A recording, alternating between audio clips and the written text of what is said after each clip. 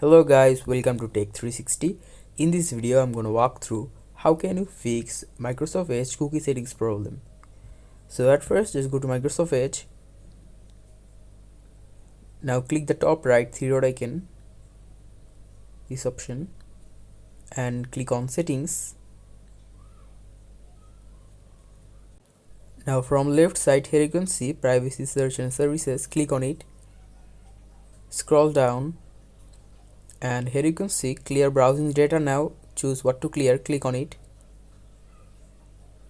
Now just unselect all the options and select only cookies and other site data and click on clear now, and by clicking it your cookie problem will be fixed.